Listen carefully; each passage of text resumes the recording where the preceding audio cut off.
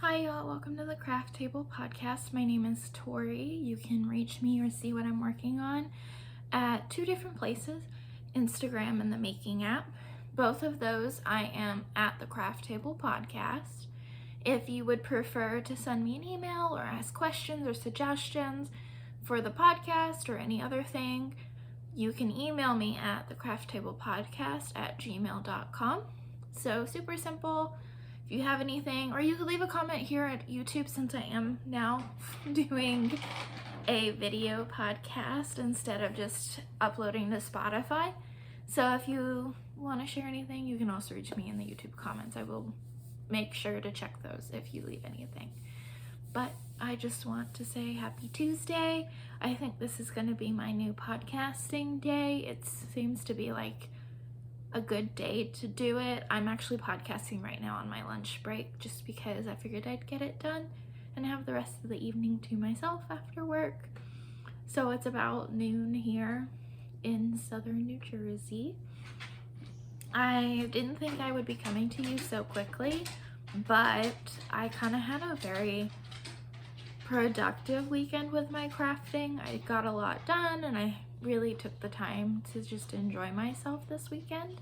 So I just have quite a bit to share with you today. I want to start first though with my spinning because that's the primary part of this podcast, and I really want to focus on spinning and go forward in the future with like small educational bits and pieces as well. So top of the show, we're going to talk about spinning. I went ahead and finished my very first bobbin, so let me show you. I finished my first bobbin of the Fin Fleece. As you can see, it's pretty multicolored and it's very fine. I spun very, very fine, which is normal for me. And I'm also not like super, let me not cover my face because I know that some people, it's like a audio hearing thing that people need to see if they're reading lips. Sorry, tangent. But yeah, so let me not cover my lower half of my face. But this is what I did this past week and a half or so. I just filled up the bobbin. I didn't overfill it like I tend to do just because I can get pretty ambitious with my 4-ounce bobbins to try and get as much of the 4-ounce is like fully on the bobbin, which never really happens, but it's okay. It's not the end of the world. So I did definitely spin super fine. So there's that. I am hoping for a 2-ply fingering weight. I want to do like just a basic general sweater pattern with this one. No color work, just to have like a standard sweater I can throw on.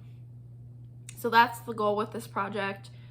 I'm really excited with my first bobbin done. It felt really good and I've been loving the texture. It's been very smooth and very lovely. I am getting thick and thin a little bit here and there because the curls have been really hard to completely just card out. So I am ending up with quite a bit of like just little bits and pieces here. So, but again, I'm not too bothered by it. You can't really tell from this now. That's a little blown out, but yeah, you can't really tell on the bobbin, so I am assuming that it won't be too bad once knit up like my other projects that I've had with thick and thin yarn. So here's my first bobbin. I started my second bobbin, which is beneath, but I'm not going to show that to you. It's on my wheel now. I've just barely started it, and I do need to go back to carding some more Rolags. I ran out and I just haven't carded any again yet, but that's what I did with my current project. In between switching to a second bobbin, I have a Lazy Kate that came with my Ashford Traditional that has 4 bobbins on it, and so I want to be able to have 3 bobbins at all times full, so that I can just do the first and last ones plied together and then repeat that process over and over so that I can try and get as steady of a yarn, as consistent of a yarn as I go in this project, because I don't have enough bobbins to just spin everything at once and then do it that way with the whole project, which is fine with me. I'm not too picky. Maybe later in the future I might want to do that, but I'm happy with my 4 bobbins and I'm not upset about that. So 2 of those bobbins still had things on them. I've been dragging my feet on my final bobbin from my first fleece. Let me just put that to the side and grab that. So my first fleece, it looks like this. This is the remainder of that fleece that was left on the last bobbin. It was just a bobbin of singles. I'd done a 3-ply, so I didn't know what to do with it. I didn't know if I wanted to take it off the bobbin and split it 3 ways so that I could do a traditional 3-ply, or give a shot at chain plying, which I actually did. And I haven't soaked or washed this yet, but you can see it's extremely curly. Very, very curly. It's still very rich with lanolin, kind of it definitely got my hands coated, and I didn't particularly enjoy that process.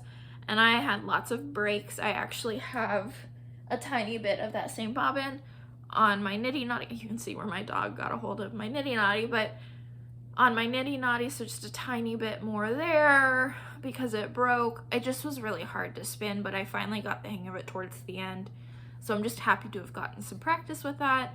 I doubt I'll use it in my sweater project. I actually know that I'm not going to. I think I'm going to use this as a warp yarn. I know that quite a few weavers really like very strong yarns for warp and weft, so this is what I'm gonna do. I'm gonna use it as a warp yarn, and once I get like a lap plume, which I plan to do at the end of this month from a creator, so once I get that, I'll definitely share it with you. But that's kind of where I'm at with that. I don't want to use it because it just isn't, I wouldn't enjoy knitting with it, and I know that. So it is that 3-ply, and it is a similar weight to the traditional 3-ply that I have in my basket down here for my sweater yarn.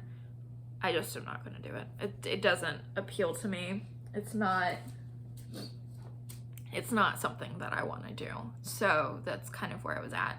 That was all the spinning that I did this week. I just wanted to, or this weekend rather, I just wanted to get it all off the bobbin, and I wanted to be purely dedicated to this next sweater spin, because at the end of this month, beginning of May, there will be Maryland Sheep and Wool, and I do plan to buy another fleece there, or at least enough roving, natural shade roving to spin another sweater spin.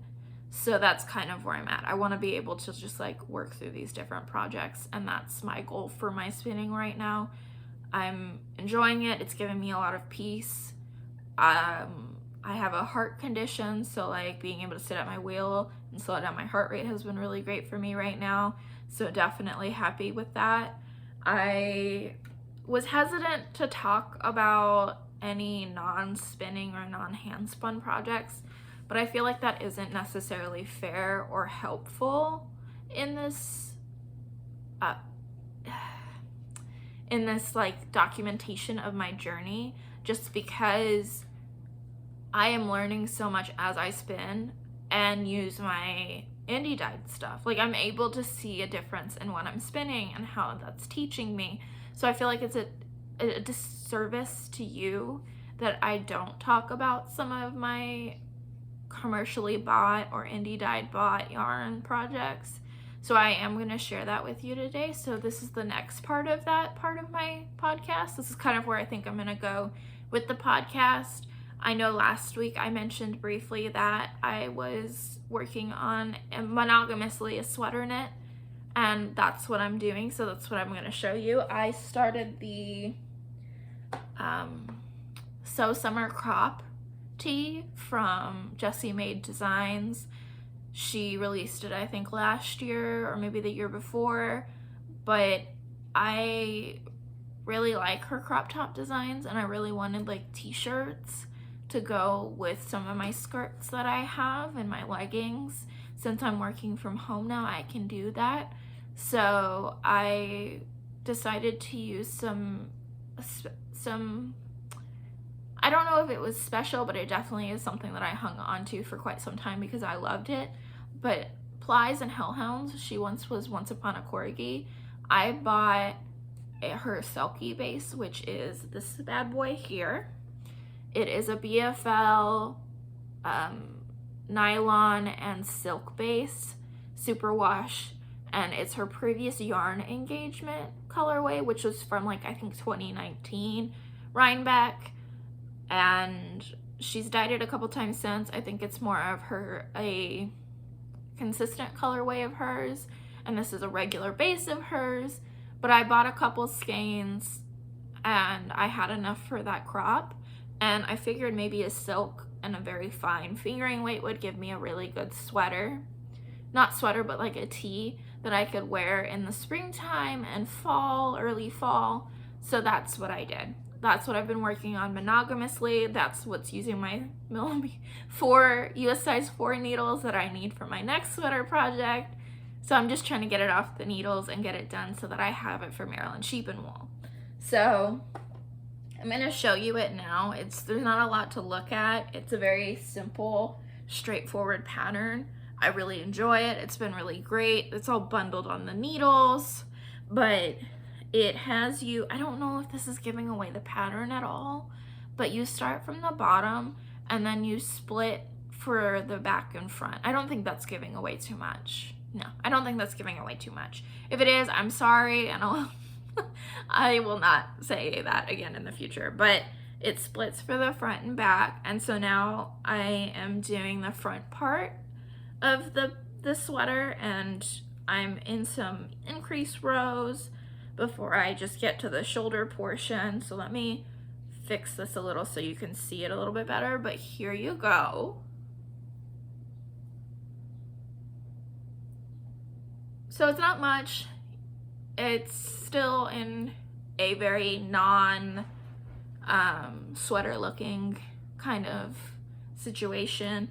It's been really nice to knit on, very mindless. I really love this bottom detail here. It is a, what is the word? A folded hem. Yeah, a folded hem.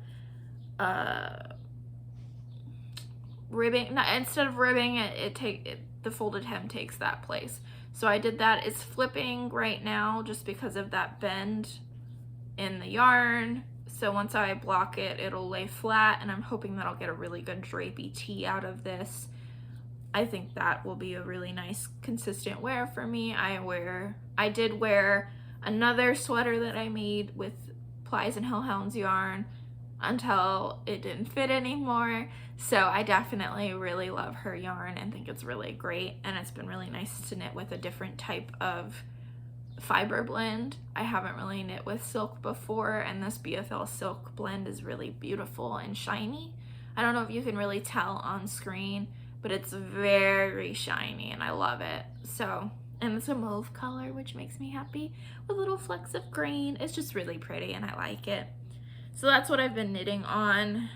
I'm hoping to get this done before the first weekend in May. Like I said, I want to wear it for Maryland Sheep and Wool. So that's the goal, and then I can move on to other projects. But that is my goal. It's going good so far. I'm knitting on it consistently. I think I'll have it done by then, and then I'll share the final product, of course. And then I do have an acquisition related to knitting. I am a big fan of mushrooms and anything mushroom inspired, and Hello Lavender is a stitch maker who stitch marker maker. That seems weird, but that I think is the correct way to say that. But she uses clay, and it's just, she makes the most beautiful designs, just the most beautiful designs. And she did a collaboration with Coast to Coast Yarn, which I did buy Coast to Coast Yarn as well. I'm waiting for that to come in. Based off of Coast to Coast Yarn's monthly mushroom club that she did a couple years ago.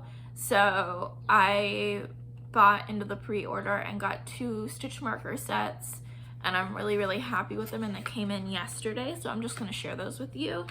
So this is the first set, and they're on this really pretty packaging. You can just kind of see how pretty that is. Let me fix this a little. But yeah, they're gorgeous, just absolutely stunning, and I'm so happy with them. And I'll definitely be putting them on my next sweater project. So you might see them on those or a sweater, frankly, just because I love it. It's so pretty and it makes my heart so happy. I just love mushrooms and I like to eat them too, so it works out. But if you are in doubt of what to purchase or what would be a good gift, I am a big mushroom gal. Can't say no to mushrooms. So this is the first set that I bought.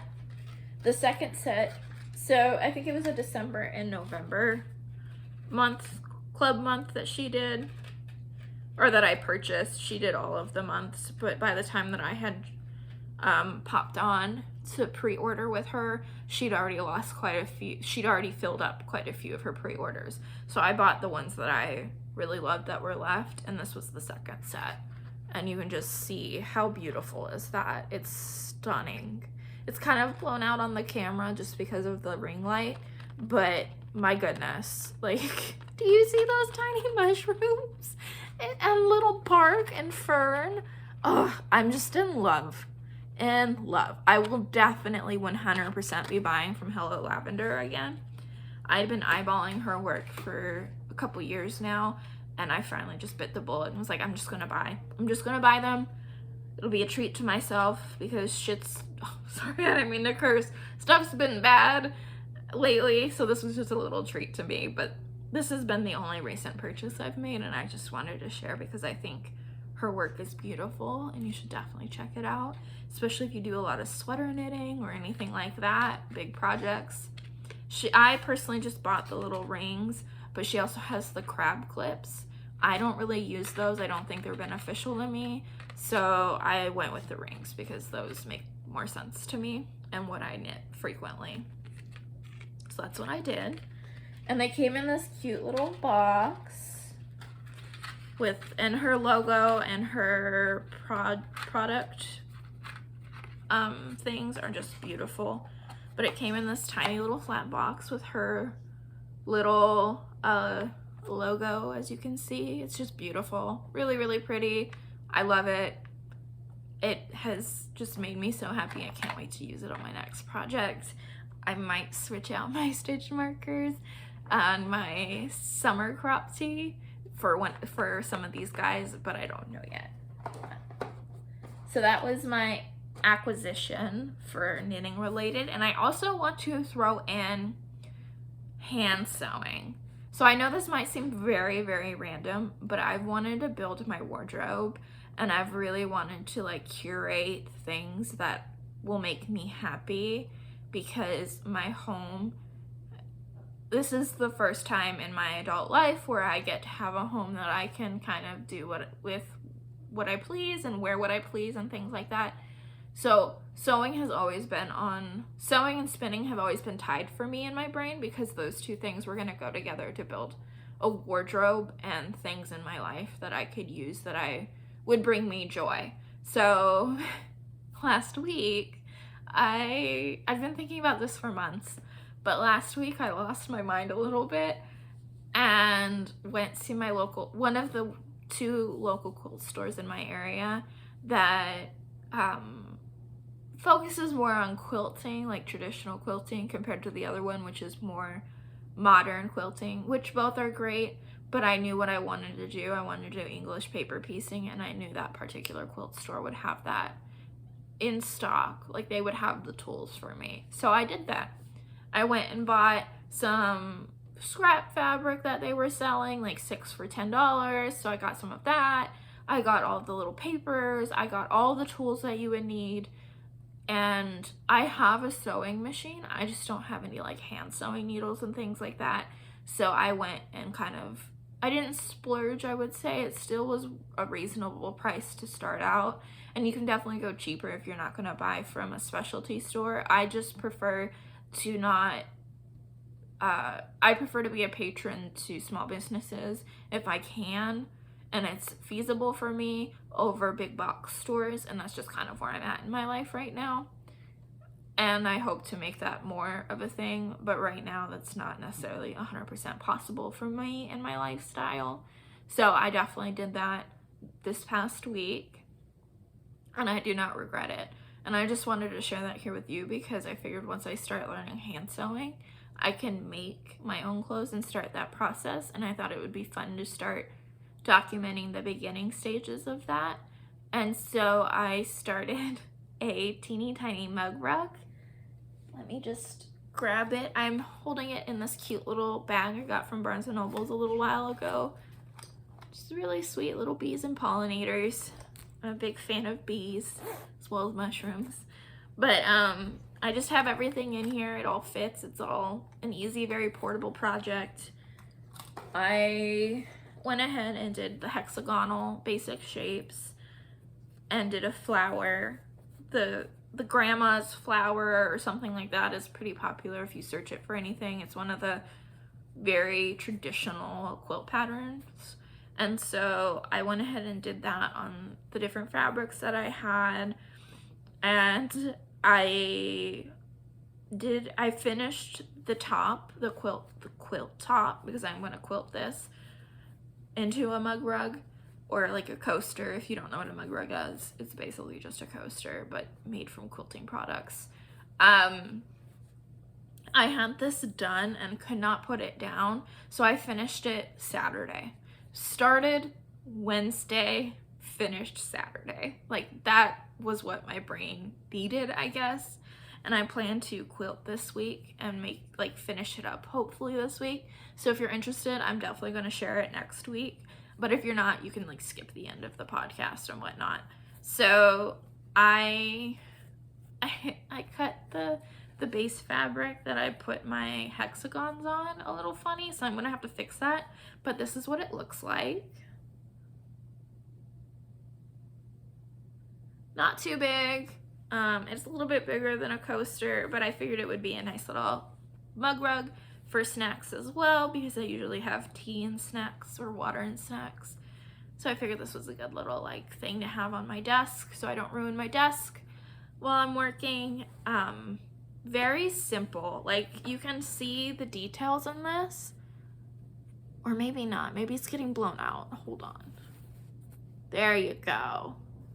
So you can see the individual stitches here and here, and definitely here because I did not use a white thread, but this is what I did, and it's so fun. I highly recommend it if you want to pick up hand sewing to teach yourself, because I do want to eventually hand sew my own garments. I don't want to use my sewing machine. I have a 1950 Singer that's beautiful, but it kind of takes out the slowness that I like in my handcrafting. So I'm not going to use it. And so this was a good practice, a good learner thing for me. And that's why I wanted to share it here, because I think it would create a good foundation for me to start building up to making garments by hand without a machine. So hopefully by the time next week that I see you again, that I will have this at least quilted and basted, and possibly starting the binding if not already done. I'm very excited. I loved this project. It was a great thing to do, and it was so portable and so easy. I could not recommend this enough. It was so much fun. It kind of sucked me in like spinning does, in such a beautiful and fun way. And I just think it's great. I love quilts. I've always loved quilts. I've had grandparents who were quilters. I grew up surrounded by handmade things. This just feels a little part of my soul in a really lovely way. So if you're anything like me, or you have a similar interest in hand sewing and haven't done it yet, 100% suggest you do it. It has been so much fun. So much fun. And I can't wait to really plan my knit outfits with my hand sewn projects when I get to that point in my crafting. That's still a ways off, and I'm okay with that. But for now, I cannot tell you how much fun this has been, and I cannot recommend it enough. If you need a break from your knitting or your spinning or your weaving, and you just need something a little different to capture your brain, totally think you should do it. Definitely think you should do it. It's great and a lot of fun. so much fun. I won't say anymore, but like it is just so much fun and so portable. And there's plenty of YouTube videos. There's plenty of, I know Vine, Kristen from Vine has recently produced her own tutorial, because she's also done English paper piecing, and she kind of, around the time that she had originally picked it up was the time that I was thinking of doing hand sewing, and so, or really focused on hand quilting and things like that. So like she was definitely encouragement for me to see how simple it could be for a beginner to like really jump into it. So if you want to learn more, I definitely recommend like watching her podcast, because she's been talking about it, and watch her tutorial. But there's other people online who have plenty of tutorials and who have, this is a thing and it's beautiful, and I definitely think you should give it a shot if it interests you. If it doesn't, don't worry about it. You can ignore all of this. But if it interests you, or it's been in the back of your brain, I could not recommend it more. So that's just kind of what I've been doing with my time, how I've been spending my time, the crafting that I've been doing. It's been very filling and very relaxing and very enjoyable. I am looking forward to Maryland Sheep and Wool, and I've been loving all of the photos of the sheep being sheared and all the lambs being born that you can see on Instagram and other places right now. We're definitely in spring, and I'm so happy for that. I couldn't be happier. I love spring. I really love it. I loved it in Texas, especially with the bluebonnets and paintbrushes, but I definitely love it here too. It's just a beautiful time of year. It's just a good time.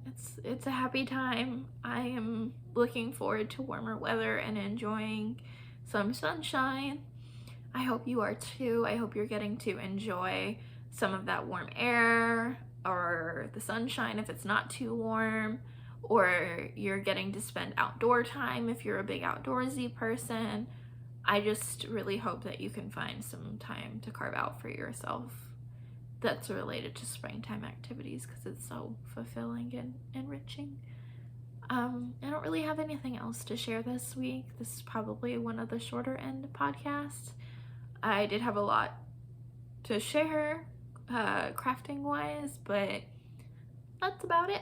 I've just been putting my nose to the grindstone and trying to finish that sweater, and really starting the undertaking of that fleece spin.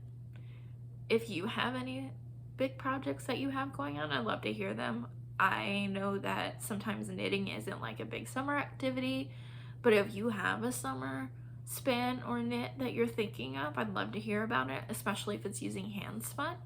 I would love to see what other people are thinking of doing and making, and what you have planned, or if you even plan that far.